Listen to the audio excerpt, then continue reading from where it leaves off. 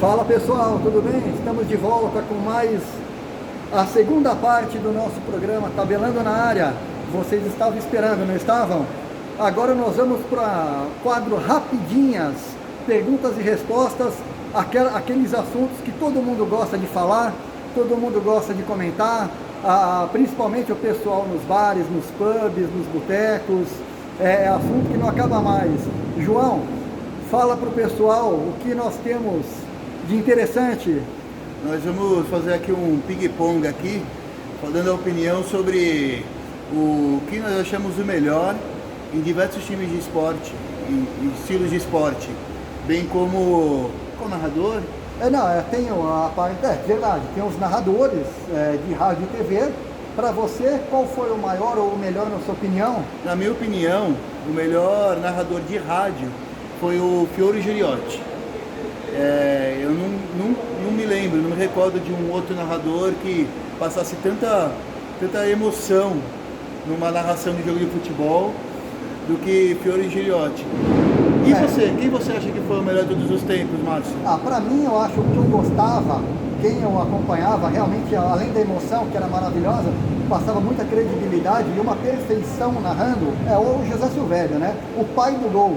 Realmente, aquele que falava, e que golaço, realmente para mim marcou época, realmente até hoje, continua narrando, até né? Até hoje, ele está na Rádio Bandeirantes ainda, né? Exatamente. E a história que contam é que ele mora em Belo Horizonte, no estado de num sítio lá, né? Exatamente, interior. No interior de Minas Gerais, e que o estúdio dele fica dentro lá da casa dele lá, ele narra os jogos de lá. Você tem razão, ele fez um estúdio virtual e hoje ele narra todos os jogos da casa dele, literalmente, não precisa ir para o estúdio. Não precisa, ele chegou no patamar e ele de casa, ele narra todos os jogos, não precisa mais viajar o Brasil inteiro para narrar os melhores jogos. Verdade. E narrador de TV, qual aquele que chama atenção, que vem à sua memória? Historicamente, eu acho que o mais importante é o Galvão Bueno.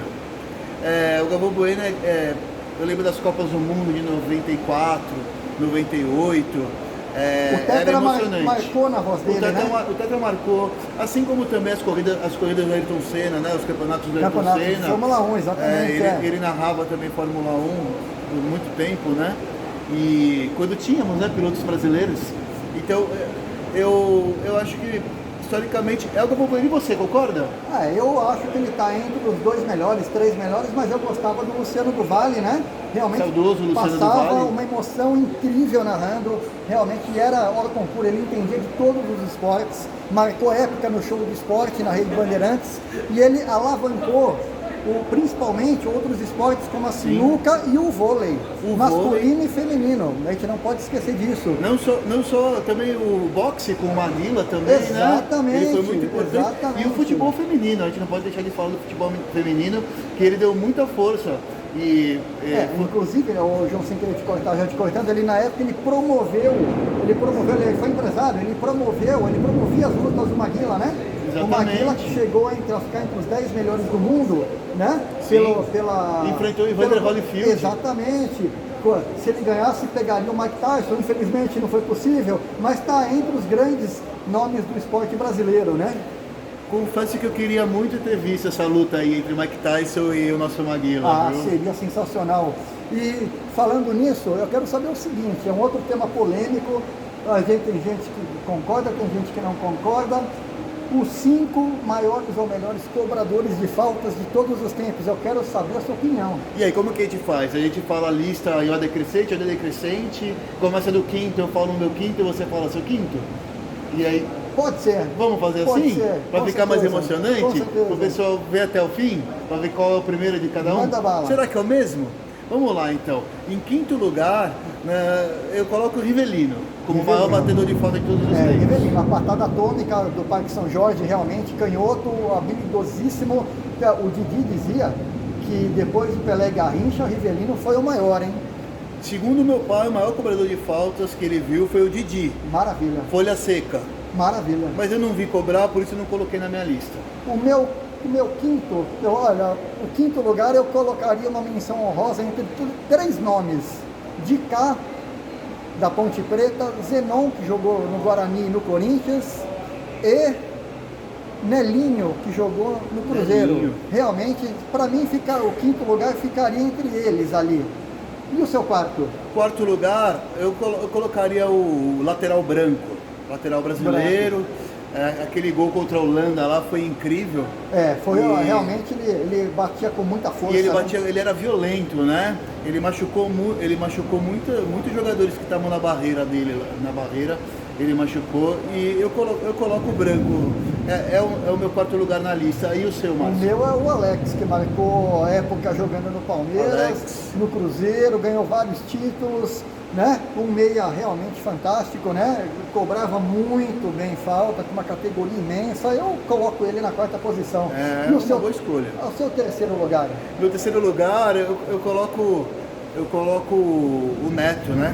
O Neto, camisa 10 do Corinthians, naquele elenco de 1990, primeiro título brasileiro do Corinthians. Ele não errava uma, né? Ele fazia gol até do meio de campo naquela época lá. Eu concordo com você, empatamos. Terceiro lugar para mim, Neto. Realmente perto da área, ele era uma mistura de técnica e força. Realmente ele batia, chapava muito bem a bola. Realmente ele conseguia uma precisão incrível. Concordo com você, João. Batia muito bem o Neto, terceiro lugar.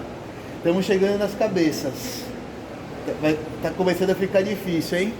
Segundo lugar? Vamos lá. Segundo lugar eu coloco o Zico, do Flamengo. Galinho de Quintino.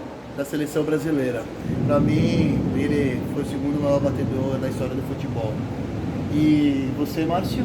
Olha, segundo lugar, realmente, eu acho que o Zico, eu acho que ele e o Marcelinho Carioca se revezam entre os dois melhores, realmente, foram os mais perfeitos. Agora você deu um spoiler do meu primeiro lugar. Então vamos lá, não seja por isso. Mas fala o seu primeiro. Não, realmente, o Zico ele tinha uma habilidade específica para bater faltas mais próximo da área, né? Mas a perfeição era enorme, né?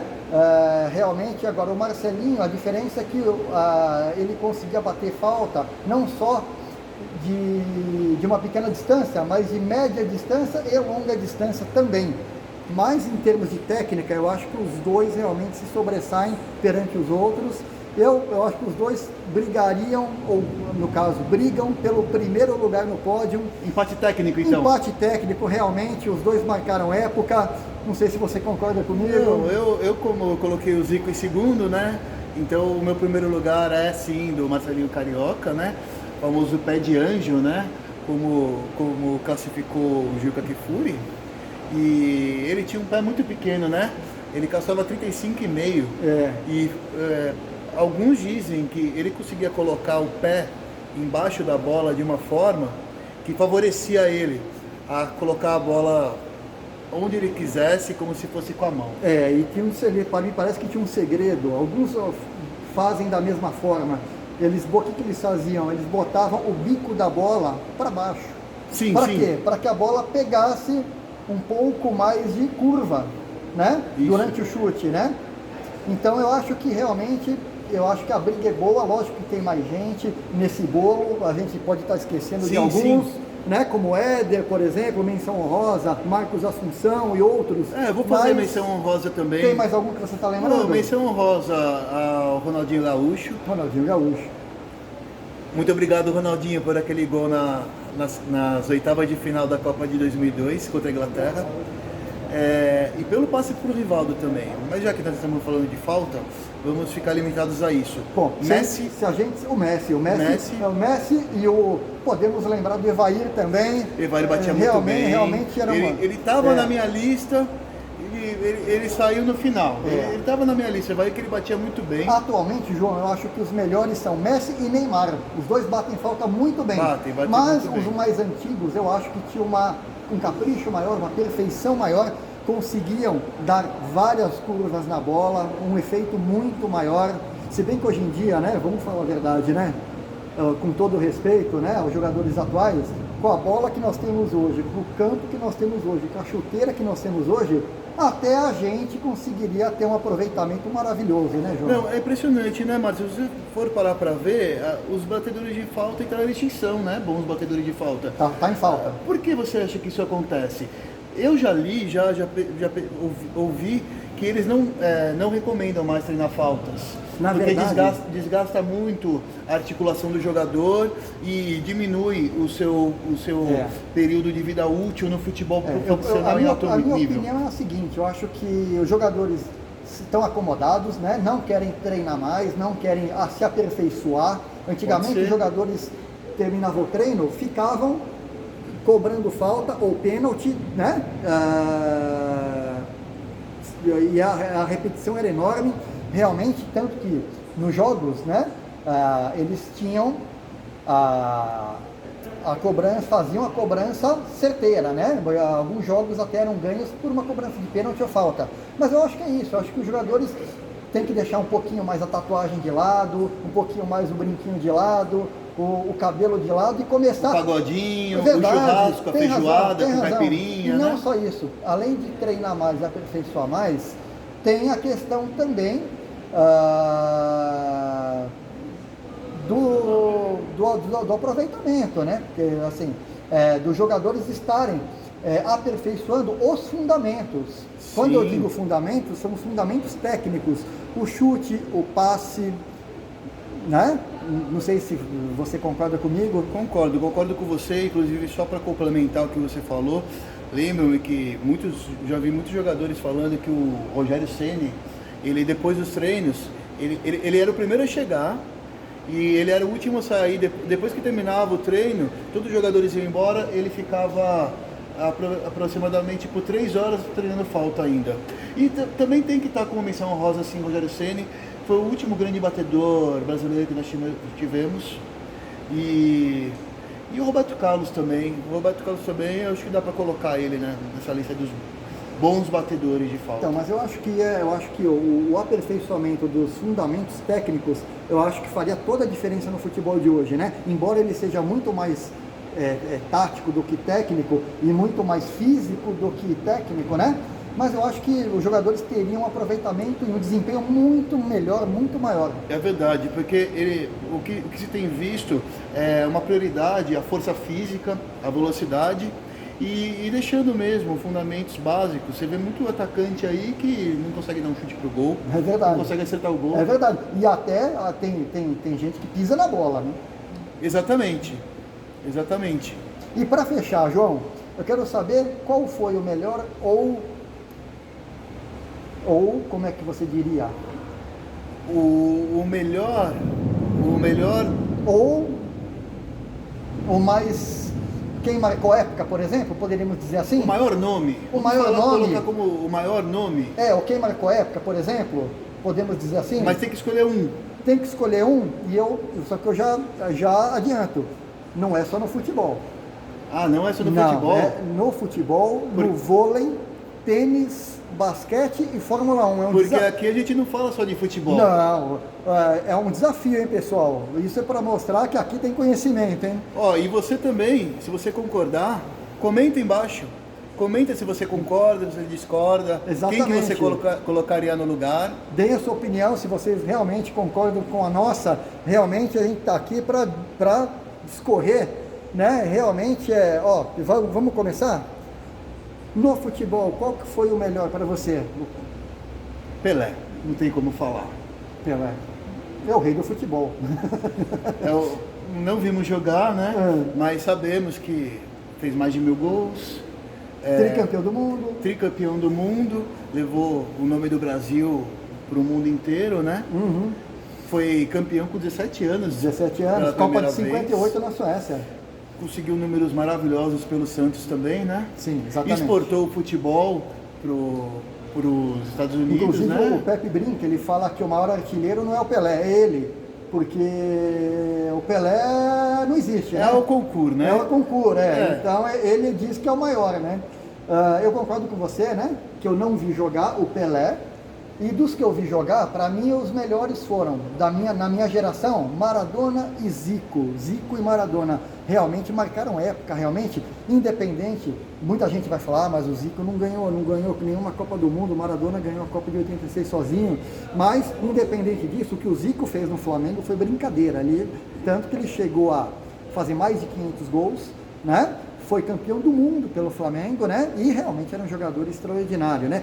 Lógico, cada um tinha o seu estilo. Os dois eram, o Maradona era mais habilidoso, um pouco mais, o Zico era um pouco mais técnico, mas o Maradona, pô, tem gente que fazia gente que dizia que ele fazia malabarismo com a bola, né? O Zico era um pouco mais objetivo, mas os dois, para mim, marcaram época. Grandes jogadores, mas eu colocaria aí como que eu melhor vi jogar, eu coloco o Ronaldo Fenômeno.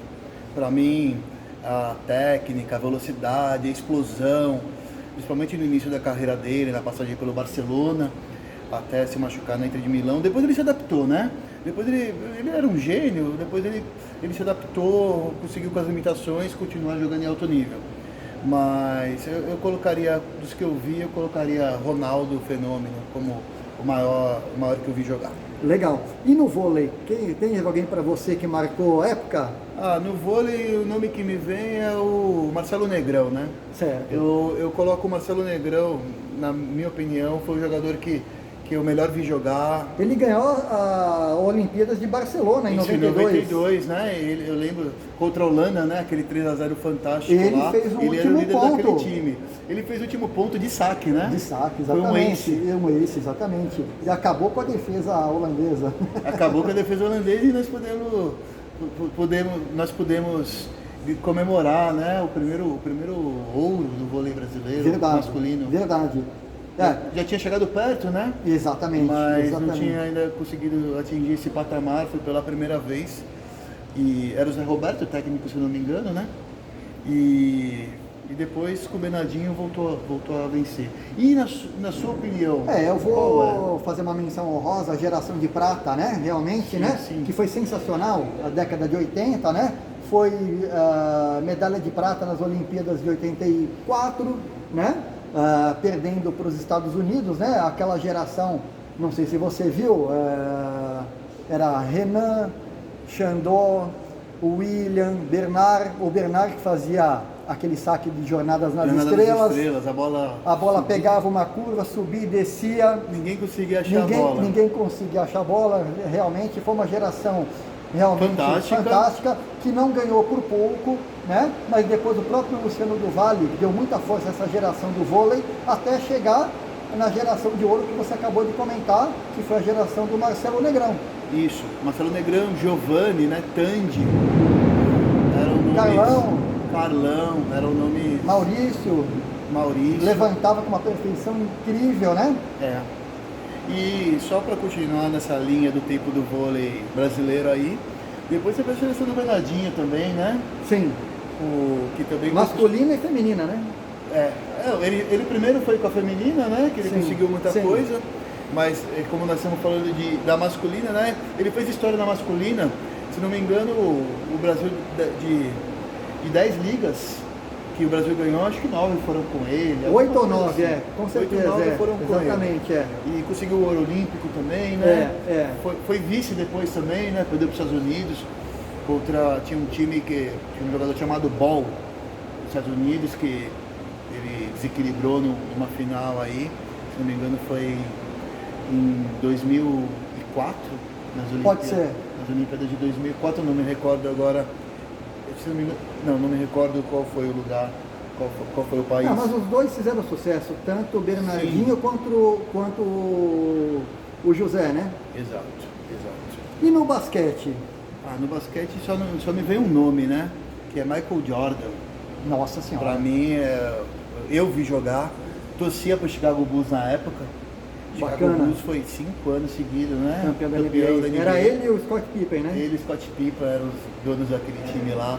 Maravilhoso, fantástico, numa época que tinha outros jogadores muito bons também, né?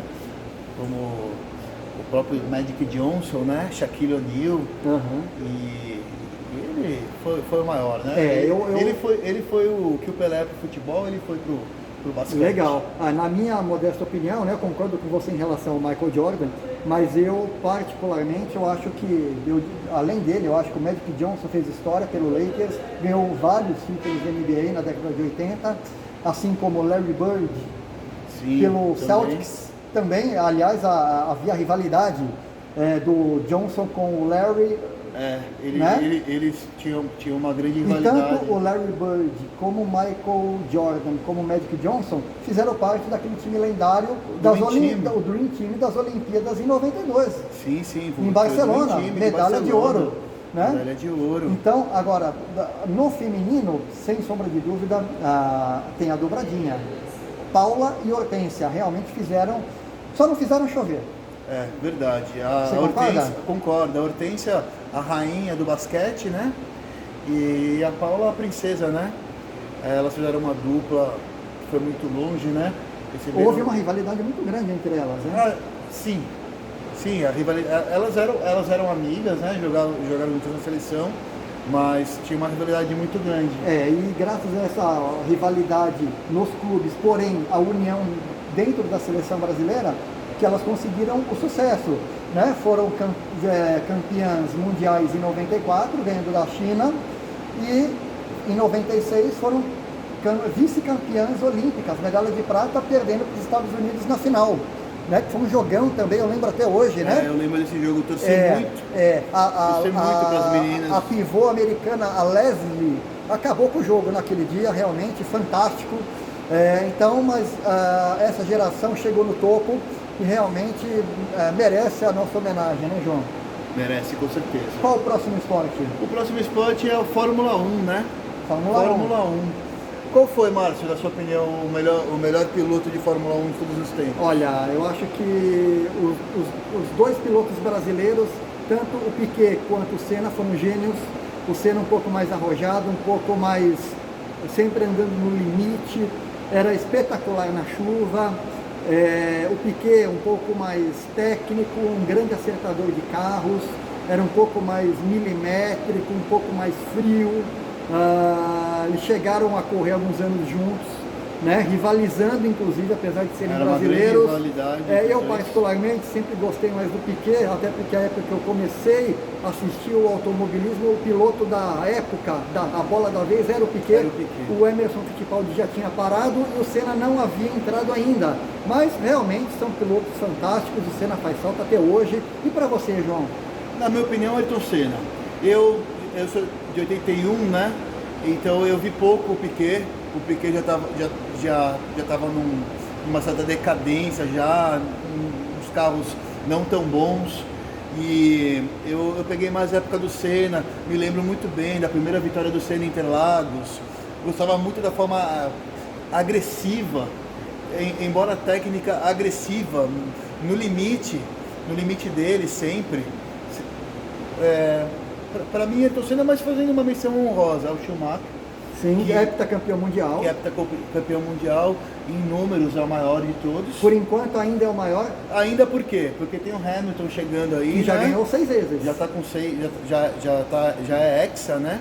E tem tudo aí, é novo, né? Tem tudo para superar o Schumacher, que seria um feito extraordinário. Bacana então. Eu acho que com essa explanação do nosso amigo João, nós vamos chegando ao final de mais um programa Tabelando na Área. Em breve, muito mais para você. Lembrando, não deixem de curtir, deem likes, inscreva-se no nosso canal. Em breve, mais novidades. Espero que vocês tenham gostado. E em breve, mais vídeos para vocês, tá certo? Assine o canal. Um grande abraço. Tchau.